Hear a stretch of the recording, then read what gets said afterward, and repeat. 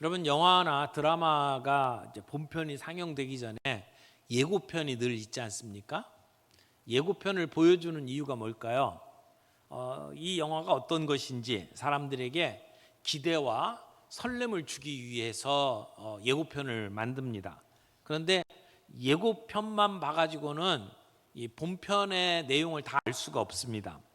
직접 본편을 시청해야만, 확인해야만 예고편에 보여줬던 그러한 조각들이 퍼즐처럼 하나로 이어지는 것을 우리가 확인할 수 있게 됩니다. 구약 성경은 바로 예수님 메시아에 대한 예고편입니다. 오실 구원자 예수님에 대한 이야기로 가득 차 있는 것이 구약 성경입니다. 이스라엘 백성이 살았던 시대는 때로는 혼란스럽고 때로는 고통스럽고 때로는 소망이 없는 시대였습니다. 그럼에도 불구하고 선지자들은 한결같이 외쳤습니다. 하나님께 소망을 두라. 그분이 구원자를 보내실 것이다. 그래서 우리를 위해서 메시아를 보낼 것이다 라고 하는 메시지를 선지자들이 전했습니다. 누가복음 24장에 보면 부활하신 예수님께서 엠마오로 가던 두 제자를 만나 주시잖아요. 그때 시리에 차 있는 그 두 제자들에게 예수님께서 성경을 풀어서 설명해 주십니다. 그것을 누가복음 24장 27절에 이렇게 이야기합니다. 이에 모세와 모든 선지자의 글로 시작하여 모든 성경에 쓴 바 자기에 관한 것을 자세히 설명하시니라. 예수님이 구약 성경 말씀을 읽고 설명을 해주시는데 그게 누구를 얘기하는 거라고요? 예수님 자신에 대한 이야기라고 설명을 해주시는 거예요. 그러니까 구약 성경 전체가 예수님에 관한 예언의 기록이다라고 하는 것을 말씀해 주시는 겁니다. 그래서 예수님이 이 땅에 오신 것은 어쩌다가 우연히 오신 게 아니라는 겁니다. 하나님께서 이미 계획하셨고 수백 년 전부터 선지자들을 통해서 예언했던 것들이 이루어지는 것을 보는 것이 예수님의 모습입니다. 그러니까 하나님께서 정하시고 계획하셨던 예언들이 정확하게 이루어지는 것을 우리가 보게 되는 것이죠. 그래서 우리는 정말 내가 믿고 있는 예수님은 믿을 만한 분이냐, 그분이 정말 약속대로 오신 구원자냐 라고 하는 질문을 던질 수 있는데, 오늘 우리가 이 말씀을 통해서 그 질문에 대한 정확한 답을 듣기를 원합니다. 우리의 신앙이 흔들릴 때, 우리의 삶이 고통스러울 때, 우리가 때로는 하나님이 멀게만 느껴질 때, 그때 우리에게 필요한 것이 확신입니다. 오늘 이 구약 성경의 예언의 가장 중요한 핵심들을 가지고 어떻게 그 예언이 예수님을 통해서 성취되었는지 살펴보면서 우리 신실하신 하나님을 만나뵐 수 있는 이 시간이 되기를 바랍니다. 첫 번째로 우리가 이사야서 7장 14절을 보게 되는데, 이 말씀이 우리에게 주는 메시지가 뭐냐? 죄 없이 오신 메시아, 죄 없이 이 땅에 오신 메시아, 동정녀 탄생을 통해서 우리에게 오신 예수님의 예언 성취가 바로 죄 없이 이 땅에 오신 메시아임을 보여줍니다. 이사야서 7장 14절 말씀 같이 보겠습니다. 그러므로 주께서 친히 징조를 너희에게 주실 것이라. 보라, 처녀가 잉태하여 아들을 낳을 것이요 그의 이름을 임마누엘이라 하리라. 여러분, 이 이야기를 우리에게 주신 배경을 좀 우리가 먼저 이해를 했으면 좋겠습니다. 지금 이사야서 7장을 보고 있잖아요. 이사야서 7장의 내용은 예수님이 이 땅에 오시기 전에 735년쯤에 주신 말씀이에요. 그러니까 700년이 더 앞서서 주신 말씀입니다. 그때 이제 막 아수르가 강대국으로 이제 세력을 펼치기 시작하고 있던 때입니다. 그때 북쪽에 있는 이스라엘과 그 바로 옆에 있는 아람이라고 하는 나라가 함께 동맹을 맺습니다. 왜냐하면 아수르가 너무 강하게 나오니까 우리를 지키기 위해서 야, 우리가 아수르와 대항하기 위해서는 혼자서는 안 된다. 같이 동맹을 맺자. 그렇게 동맹을 맺었어요. 그리고 그 남쪽 유다에게 야, 너희도 우리 동맹으로 들어와라. 그렇게 얘기를 합니다. 근데 남쪽 유다의 왕인 아하스가 가만히 보니까 지금 이 동맹 해봤자 별 힘이 안 돼요. 아수르라고 하는 나라가 워낙 강대하니까 야, 이쪽 편 들었다 우리가 국물도 없겠다라고 생각을 하고 이 동맹에 참여를 안 합니다. 그리고는 아하스 왕은 아수르 편에 들기로 마음을 먹었어요. 그러니까 이 두 나라가 이렇게 가만히 뒀다가는 나중에 아수르하고 남쪽 유다하고 같이 협공을 하면 불리하니까 아수르를 제압하기 위해서 그 힘을 죽이기 위해서 남쪽 유다를 침공을 하는 거예요. 그래서 이사야서 7장 2절을 보면 이렇게 표현이 되어 있습니다. 다윗의 집이 떨었으니 마치 수풀이 바람에 흔들림 같았더라. 나무가 바람에 흔들리는 것처럼 이 남쪽 유다의 왕과 백성들의 마음이 이렇게 떨었대요. 왜냐하면 지금 남쪽 유다 왕이 감당하지 못할 정도의 병력으로 북쪽 이스라엘과 아람 군대가 쳐들어온 거예요. 그래서 이 반아수르 동맹에 참여해라. 아니면 너희들 나라를 침공해서 아예 무너뜨리겠다라고 그렇게 협박을 하는 겁니다. 이제 이 전쟁에 지게 되면 아하스는 생명을 부지할 수 없을 뿐만 아니라 완전히 이 나라가 멸망하게 되는 그런 위기에 지금 봉착해 있는 겁니다. 그러니까 백성들이 지금 두려워 떨고 있는 그때에 하나님께서 아하스에게 찾아오십니다. 선지자 이사야를 통해서 아하스에게 말씀을 합니다. 그 말씀이 7장 11절 오늘 본문 바로 전에 나오는 말씀인데 뭐라고 말씀을 하시냐면 내가 여호와께 징조를 구하라 그렇게 말해요. 징조를 구하래요. 그러니까 징조라고 하는 말은 이 사건이 하나님으로부터 말미암았다라고 하는 증거를 보여달라 그런 얘기거든요. 지금 아수르가 강대국이에요.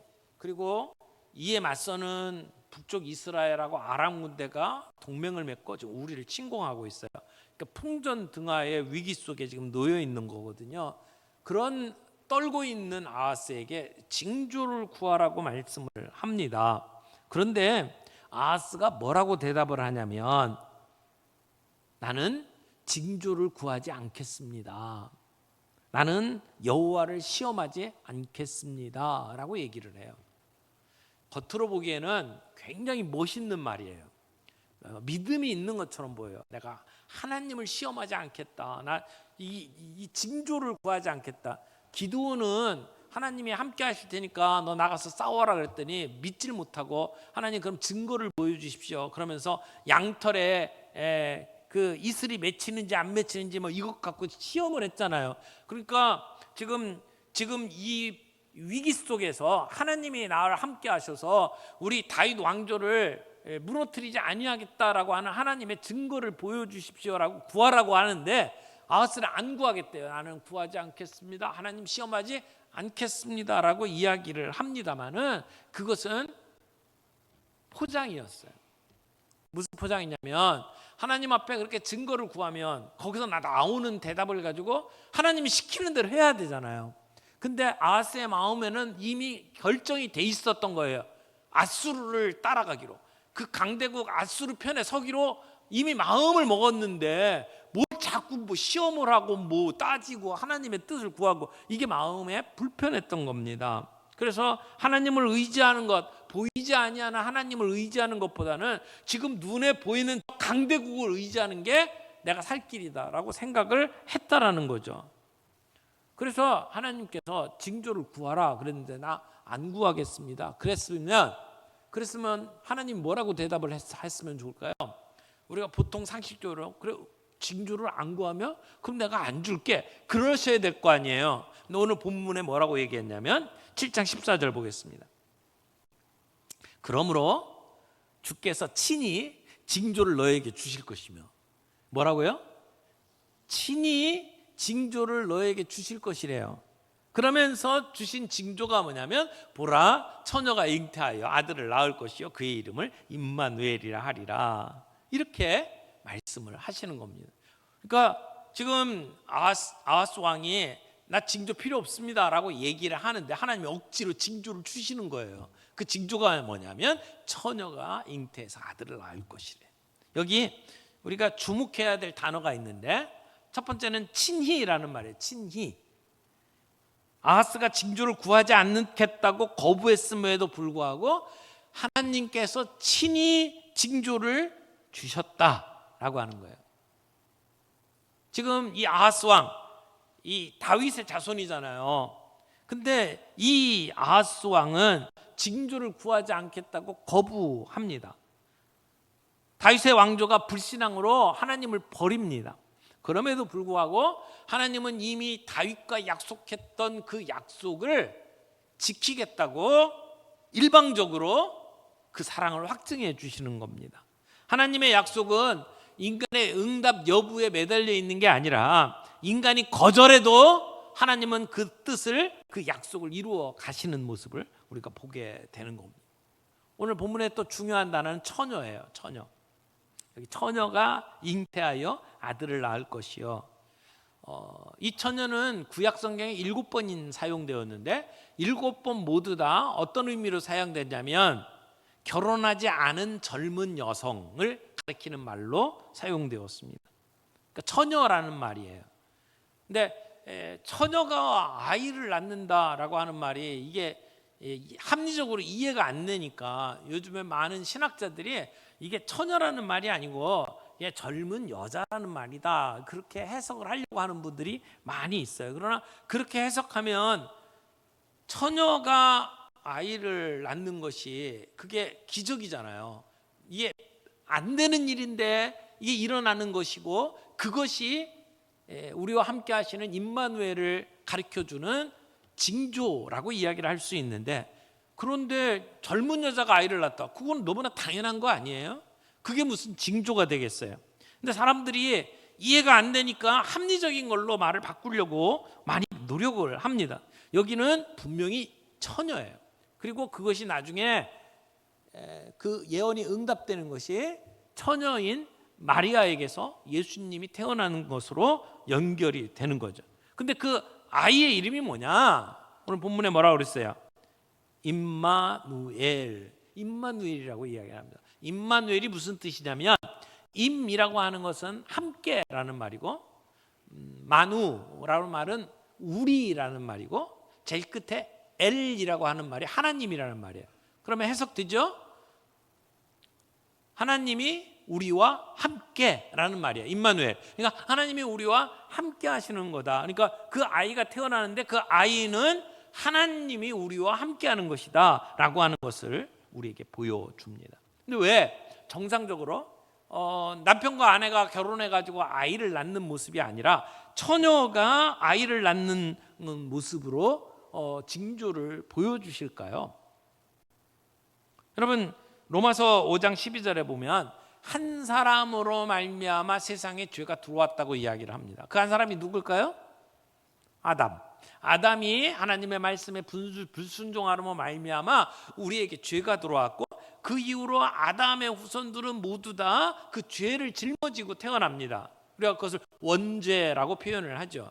우리는 다 죄인으로 이 세상에 태어납니다. 만약 예수님이 보통의 남자와 여자를 통해서 이 땅에 태어났다면 예수님은 역시 아담의 그 죄책 아래 태어나는 죄 있는 인간일 뿐입니다.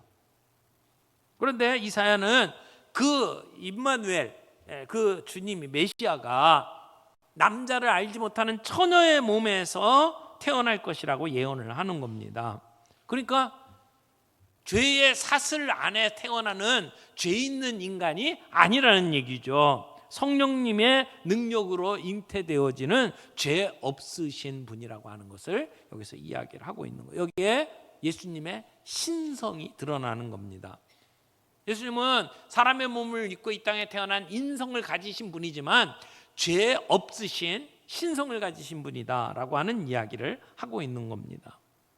여러분 이 임마누엘, 그분이 이 730년 전에 예언됐는데 예수님 때에 이것이 이루어진 거죠. 동정녀 마리아를 통해서 이 땅에 오신 겁니다. 그래서 마태복음 1장 22절 23절에 보면 이 사실을 분명하게 선언을 합니다. 마태복음 1장 23절 보면 이렇게 얘기합니다. 보라, 처녀가 잉태하여 아들을 낳을 것이요 그의 이름은 임마누엘이라 하리라 하셨으니 이를 번역한즉 하나님이 우리와 함께 계시다 함이라. 그러니까 마태복음에서는 이사야의 예언된 그 말씀이 그대로 성취된 사건이다라고 분명하게 기록을 하고 있는 겁니다. 임마누엘은 약속의 성취입니다. 단순한 약속이 아니라 하나님이 우리 인간의 몸을 입고 친히 우리 가운데 들어오셨다라고 하는 진리의 선언입니다. 오늘 여기서 우리가 분명하게 기억할 수 있는 건 하나님은 예언하신 그대로 정확하게 그 예언을 성취하시는 신실하신 하나님이시다라고 하는 것입니다. 동정녀, 처녀의 몸에서 태어나도록 예언하셨고 그래서 결국 동정녀 마리아를 통하여 이 땅에 태어나신 예수 그리스도, 그분은 약속의 성취자이시다라고 하는 것입니다. 여러분, 이런 약속이 성취되는 과정 속에는 늘 순종하는 사람들이 있어요. 천사 가브리엘이 마리아에게 나타납니다. 그래서 내가 잉태하여 아들을 낳게 될 것이다 라고 예언을 하죠. 처녀에게 얼마나 놀랬겠어요. 남자를 알지도 못하는데 나에게 아이가 생긴대요. 근데 이건 심각한 문제잖아요. 아이가 태어나면 이것은 부적절한 관계를 통해서 아이를 낳게 되었다고 사람들에게 소문이 날 거고, 그러면 지금 약혼한 상태였는데 결혼은 깨질 것이고, 그리고 많은 사람들에게 손가락질 받고 이제는 내 인생 끝났다라고 생각이 될 정도의 위기의 순간이었습니다. 그런데 마리아는 그 가브리엘 천사의 이야기를 듣고 뭐라고 얘기합니까? 주의 여종이오니 말씀대로 내게 이루어지이다. 세상적으로는 이해할 수 없는 상황 앞에서 마리아는 하나님의 약속을 신뢰하고 자신을 내어 드립니다. 하나님의 약속이 성취될 때는 이런 순종의 통로를 통해서 이루어지는 것을 보게 됩니다. 오늘 우리의 삶 속에서도 때때로 우리가 이해할 수 없는 상황 속에서 하나님이 우리에게 말씀하실 때가 있습니다. 그때 우리도 마리아처럼 말씀하신 대로 내게 이루어지이다 라고 고백할 수 있는 저와 여러분들이 될 수 있기를 바랍니다.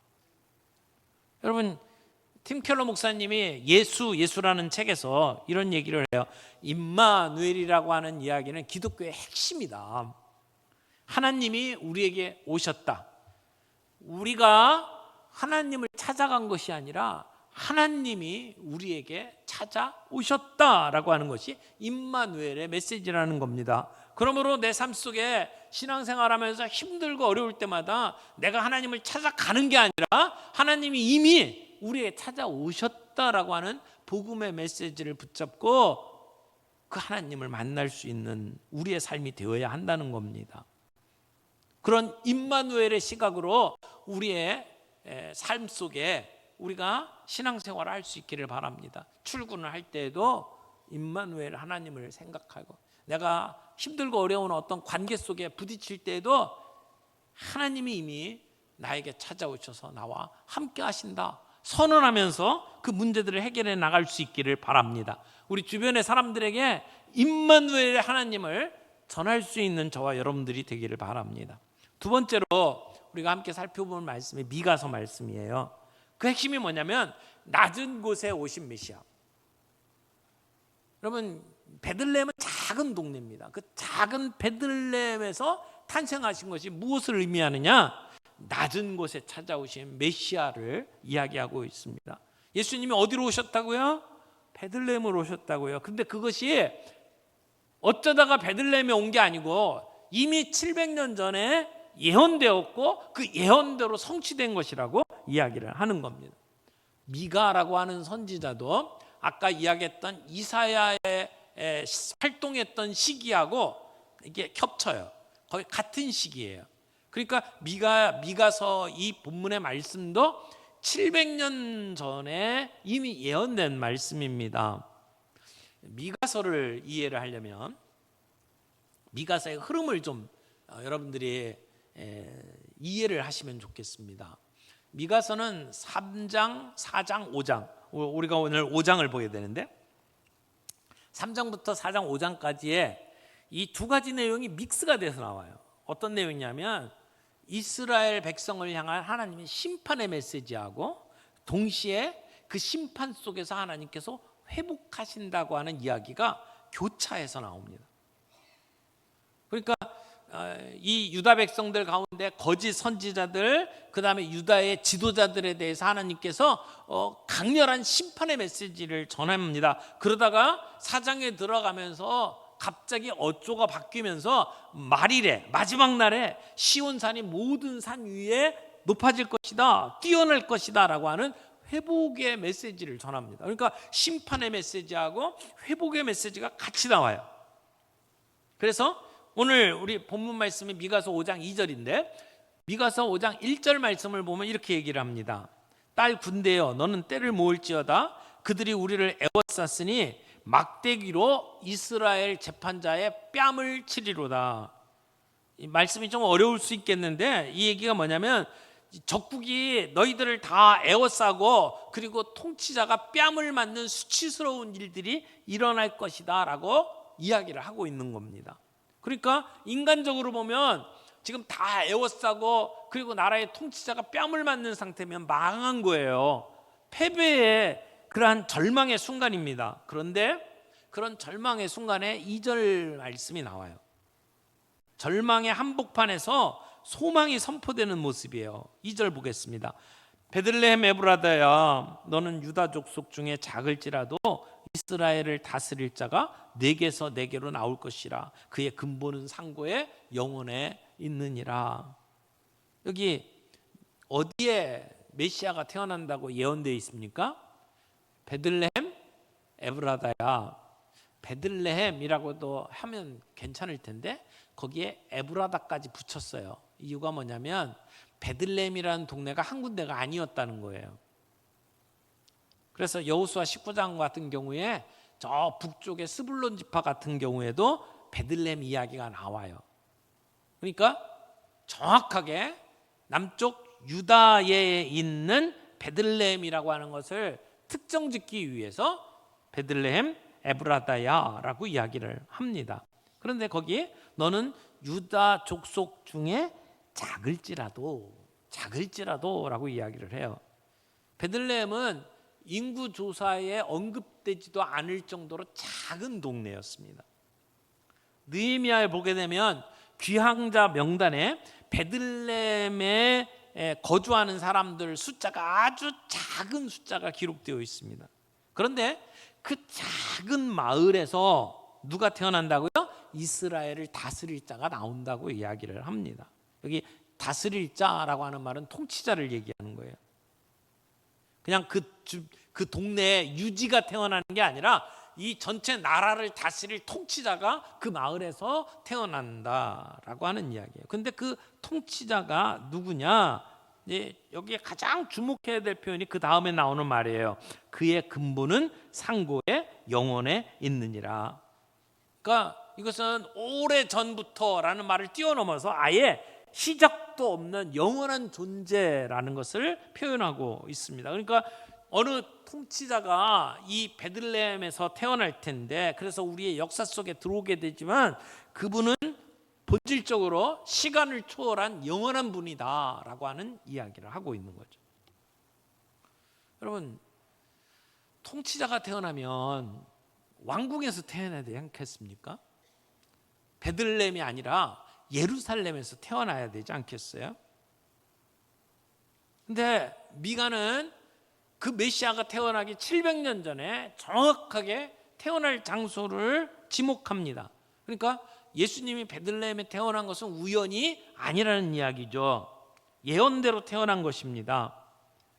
사무엘상 16장에 보면 다윗이 베들레헴에서 기름 부음을 받죠.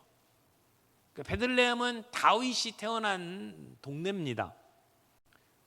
근데 그 가운데에서도 다윗은 그 집안의 막내로 태어납니다. 그리고 식구 측에 들지도 못해요.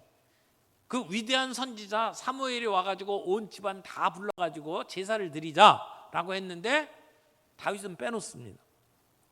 그만큼 다윗은 인정받지 못하는 그러한 변두리의 인생이라고 말할 수 있는 사람입니다. 그런데요, 하나님은 놀랍게도 이런 작은 사람들, 약한 사람을 통해서 하나님의 놀랍고 크신 일들을 이루십니다. 베들레헴의 선택은 그런 하나님이 하시는 패턴을 보여주고 있는 거예요. 작은데 그 가운데 위대한 역사가 일어난다는 겁니다. 예수님은 겸손하신 왕입니다. 화려한 예루살렘에서 태어난 웅장한 어떤 그런 군대를 끌고 대가는 말을 타고 오시는 그런 왕이 아니라는 겁니다. 가장 작은 마을 베들레헴에, 어떻게 보면 사람의 눈으로는 거기서 무슨 대단한 게 일어나겠느냐라고 생각할 수 있는 그런 환경 속에서 하나님은 하나님의 놀라운 일을 이루신다라고 하는 것이죠. 근데 베들레헴이라고 그 지명을 분명하게 특정짓는 이유가 있어요. 이것이 하나님의 언약의 관계 속에 일어나는 일이라는 겁니다. 베들레헴이 이 이스라엘 왕, 최고의 왕 다윗의 고향이잖아요. 그리고 거기서 메시아가 나온다라는 얘기는 다윗의 후손 가운데 메시아가 있다라고 이야기를 하는 겁니다. 그리고 하나님께서 다윗에게 주신 약속이 성취되는 걸 보여줘요. 우리가 그걸 다윗 언약이라고 이야기하는데, 다윗 언약의 핵심이 어디에 나오냐면 사무엘상 7장 16절에 나와요. 보겠습니다. 내 집과 내 나라가 내 앞에서 영원히 보존되고 내 왕위가 영원히 견고하리라 하셨다 하라. 이게 다윗에게 주신 언약이에요. 다윗에게 뭐라고 얘기했냐면 내 후손으로 말미암아 이 왕위가 끊어지지 아니할 것이다, 영원히 보존될 것이다 라고 예언을 하셨어요. 그러나 여러분 아시다시피 이 예언이 완벽하게 성취가 됩니까? 그렇지 않죠. 남쪽 유다의 왕은 바벨론이 침공해 오면서 결국은 왕이 끊어집니다. 멸망합니다. 그러나 다윗에게 주신 이 언약은 인간의 눈으로 보기에는 끊어진 것 같은데 그게 안 끊어지고 누구에게로 이어진다는 거예요? 예수님에게 이어진다는 겁니다. 다윗의 자손인 예수님이 평화의 왕으로 이 땅에 오시고, 그리고 메시아로서 우리 가운데 놀라운 일을 일으키실 것이다 라고 하는 예언의 내용입니다. 그러니까 이 본문의 내용이 누구에게 결국은 성취되느냐? 예수님에게 와서 성취된다라고 하는 것을 보여주는 거예요. 여러분 누가복음에 보게 되면 예수님이 베들레헴에서 태어나시잖아요. 원래 그 부모 요셉과 마리아가 살던 동네는 갈릴리 지역이에요. 나사렛. 근데 거기에서 예수님이 태어나지 않고 베들레헴에서 태어나는 역사적인 과정을 여러분 잘 아시잖아요. 누구 때문에? 로마 황제 때문에. 로마 황제가 호적하라고 명령을 합니다. 그래서 요셉과 마리아가 그 만삭의 몸을 이끌고 베들레헴으로 가야만 했습니다. 그 당대에 로마 제국이 강대국이잖아요. 거기에 황제 아우구스투스 황제가 호적하라고 명령을 내립니다. 자기가 무슨 명령을 내리는지도 몰랐을 거예요.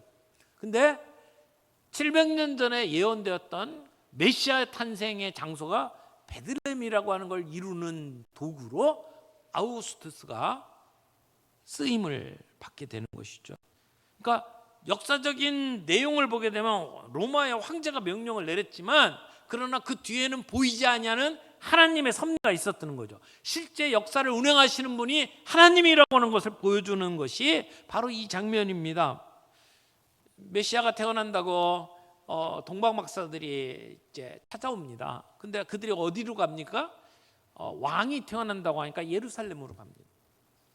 헤롯 왕에게 찾아갑니다. 우리가 왕에게 경배하기 위해서 왔다. 근데 예루살렘이 아니었어요. 그래서 성경학자들에게 물어봅니다.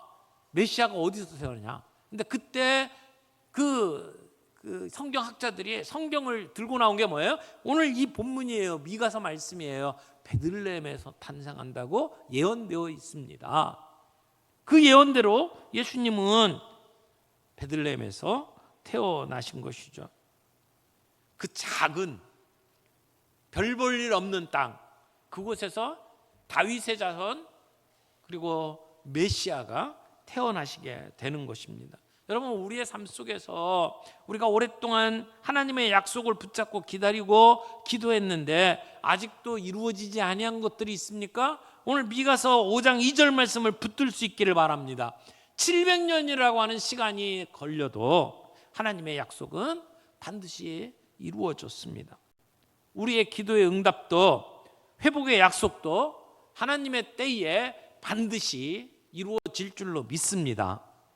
여러분, 작은 마을 베들레헴을 통해서 일하시는 하나님을 볼 수 있기를 바랍니다. 베들레헴처럼 작고 보잘것없는 우리의 처지와 환경이 오히려 하나님이 사용하시는 통로가 될 수 있다라고 하는 것입니다. 날 보고 작다고 여기지 마십시오. 작은 나를 통해서 하나님이 역사하실 수 있다는 겁니다. 마지막 세 번째, 오늘 우리는 이사야서 53장 말씀을 봅니다.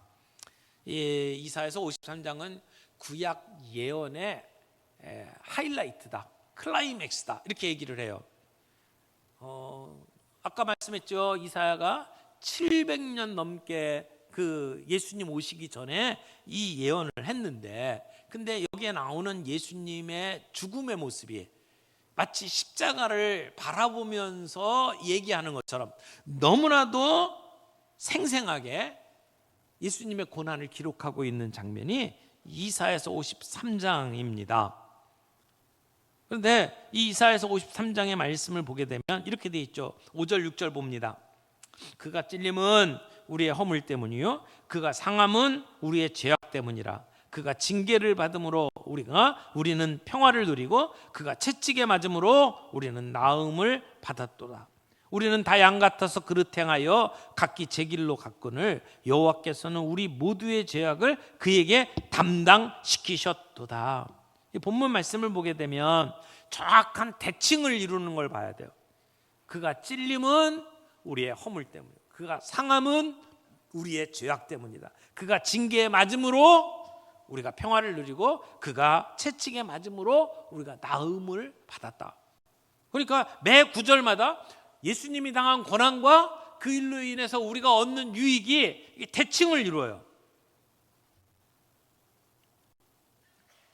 특별히 이 본문 안에서 찔림은 이라고 했는데, 찔림은 이것은 칼이나 창을 통해서 우리의 몸을 관통하는 상처를 얘기해요.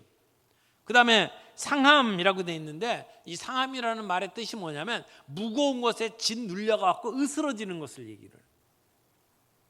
이 두 단어는 예수님께서 십자가에 못 박히고 채찍에 맞으신 예수님의 그 육체의 고난을 너무나 정확하게 예언을 하고 있는 겁니다.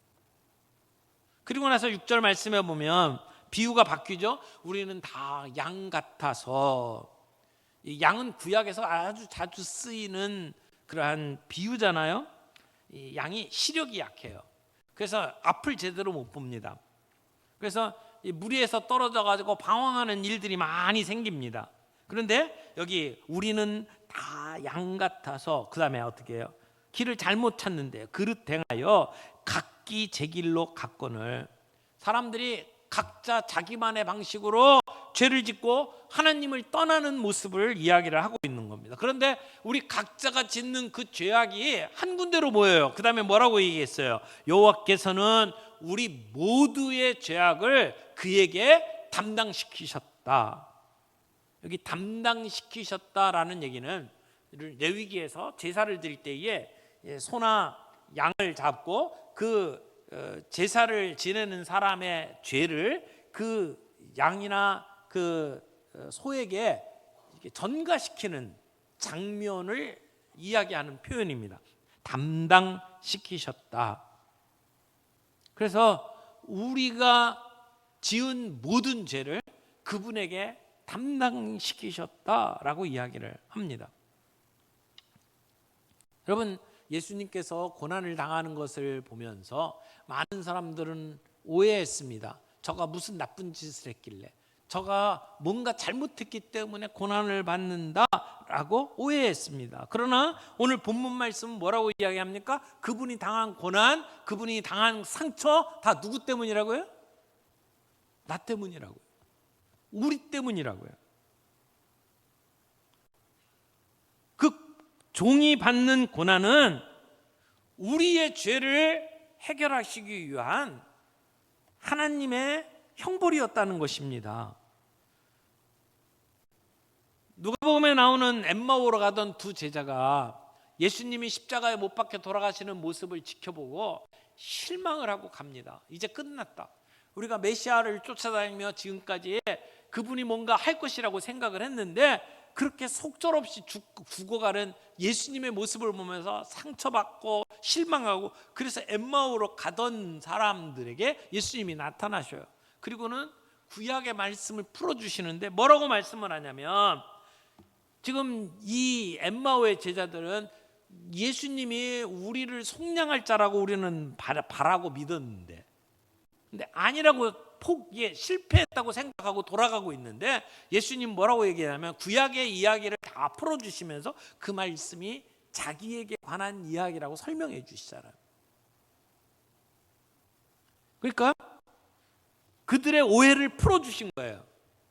예수님이 십자가에 못 박혀 죽은 것이 실패가 아니고 예언대로 이루어진 것이라는 거죠. 우리를 구원하기 위해서 우리 모든 무리의 죄악을 뒤집어 쓰시고 그분이 죽으셨다라고 하는 이야기를 하시는 거죠. 그 이야기를 풀어주니까 그때의 제자들이 눈이 밝아져서 그 말씀의 의미를 깨닫게 됩니다. 그래서 가슴이 뜨거워지는 놀라운 역사를 경험하게 되는 거죠.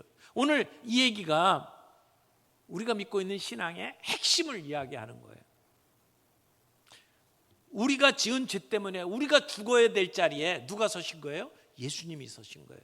예수님의 의로움이 우리의 의로움이 된 거예요. 그러니까 우리의 죄악과 그걸로 인해서 죽어야 될 모습은 예수님께 바뀌고, 예수님이 그 자리에 가고, 예수님이 가지고 계시던 의로움은 우리에게 주신 거라는 거지. 이게 치환됐다, 바뀌어졌다라고 하는 이야기를 하고 있는 겁니다. 그래서 고린도후서 5장 21절 말씀에 이렇게 정리해 주고 있어요. 하나님이 죄를 알지도 못하신 이를 우리를 대신하여 죄로 삼으신 것은 우리로 하여금 그 안에서 하나님의 의가 되게 하려 하심이라. 그래서 예수님이 죄가 되시고 예수님이 갖고 있는 의가 우리의 의가 되었다라고 이야기를 하는 거죠. 범죄한 자들에게 마땅히 심판이 내려져야 하는데 그 심판이 우리를 대신한 예수님에게 내려졌고 우리는 그분의 의를 갖게 되었다. 그래서 자리가 바뀌었다라고 이야기를 하는 거, 그것이 복음의 내용이에요. 그러니까 예수님께서 찔렸고 상함받은 것은 그것은 예수님의 죄 때문이 아니라 바로 저와 여러분들의 죄 때문, 우리의 죄악 때문이라고 이야기를 하고, 그 예수님이 죽으신 이유는 700년 전에 이미 이사야의 말씀 안에 예언되어 있었다라고 하는 것이죠. 그래서 그 결과 우리가 무엇을 얻었어요? 평화를 얻었고 나음을 얻었어요. 평화라는 게 뭐냐면 샬롬이잖아요. 샬롬의 가장 기본적인 뜻은 하나님하고 관계가 깨어졌던 우리가 회복되었다, 좋은 관계를 맺게 되었다라고 하는 얘기예요. 나음이라고 하는 것은 죄로 인해서 일그러진 우리의 존재가 다시 회복되었다라고 하는 이야기를 하고 있는 겁니다. 그러니까 우리가 예수 그리스도로 말미암아 하나님과의 평화를 누리고 우리에게 치유의 역사가 일어났다라고 하는 이야기를 하고 있는 거죠. 그러니까 예수님의 십자가는 갑자기 일어난 우발적인 비극이 아니라 창세전부터 하나님께서 계획하셨던 구원 방법이 성취된 것이다. 그래서 나의 죄가 예수님의 십자가로 보내졌고 그 십자가가 나를 자유케 했다라고 하는 메시지의 내용입니다. 여러분, 이게 우리가 믿는 믿음의 핵심이에요. 마르틴 루터가 수도원에서 고행을 하면서 지냈잖아요. 극도의 두려움에 사로잡혀서 하나님은 의로우신 분이다라고 하는 사실 앞에서 너무너무 부들부들 떨면서 공포심을 느꼈어요. 그래서 수도원에서 금식하고 자기를 채찍질하면서 내가 그 고행을 하면 그러면 내 이 두려움과 공포에서 벗어날까 했지만 아무 소용이 없었잖아요. 그랬던 그가 로마서 말씀을 대합니다. 로마서 1장 17절에 오직 의인은 믿음으로 말미암아 살리라 하는 말씀을 보게 되고, 그리고 이어서 뭘 보냐면 이사야서 53장 말씀을 본 거예요. 그래서 내 죄를 위해서 고난을 당하신 분이 계시다. 내가 무엇을 해야 구원을 얻는 게 아니고 이미 나 대신에 구원을 받고 그 죄악을 담당하고 죽으신 그 예수 그리스도가 있기 때문에 내가 그분이 만들어 놓은 은혜를 그냥 얻어서 누리는 것뿐이다. 내가 뭘 하는 게 아니다라는 걸 깨닫게 되면서, 그러면서 종교 개혁이 이루어지잖아요. 우리가 말씀 앞에서 구원의 은혜를 감격하면서 살아갈 수 있는 것이 이 이사야서 53장의 핵심입니다. 오늘 우리에게도 그 예수님의 설명을 듣고 가슴이 뜨거워졌던 엠마오의 두 제자들과 같이 우리도 이 복음의 핵심 때문에 우리의 마음이 뜨거워지는 역사가 있기를 바랍니다. 그래서 여러분, 삶이 고통스럽고 이해할 수 없는 순간에도 우리가 이사야서 53장을 기억할 수 있기를 바랍니다. 그가 징계를 받음으로 우리가 평화를 누린다. 우리의 고통보다 크신 예수님의 고난이 우리에게 평화를 가져다 주었다. 그러므로 53장을 읽으면서 우리라는 표현 속에 여러분의 이름을 넣어서 한번 읽어보세요. 우리의 허물 때문에 예수님이 돌아가신 거예요. 우리의 죄악 때문에 예수님이 상하신 거예요. 그래서 그분의 십자가 고난 때문에 우리는 평화를 누리고 우리는 나음을 입었다. 그렇게 고백할 수 있는 저와 여러분들이 되기를 바랍니다. 오늘 우리가 구약 예언 가운데 가장 핵심적인 예언 세 가지를 살펴봤어요. 첫 번째는 처녀의 몸을 통해서 이 땅에 오실 예수 그리스도, 죄 없는 구원자 예수 그리스도를 봤고요. 두 번째는 작고 천한 베들레헴에서 메시아가 태어나는 것. 근데 그것이 700년 전에 예언을 했고 그것이 성취된 사건이다. 그리고 이사야서 53장 말씀을 통해서 그의 찔림은 우리의 허물을 인합니다. 우리의 죄를 대신 지시고 그리고 십자가에 고난당하시며 죽으신 그분 때문에 오늘 우리가 평화를 누리고 우리가 나음을 얻었다라고 하는 그 예언의 성취를 우리가 함께 보았습니다. 우리가 예수님 예언을 이루시기 위해서 이 땅에 오신 분,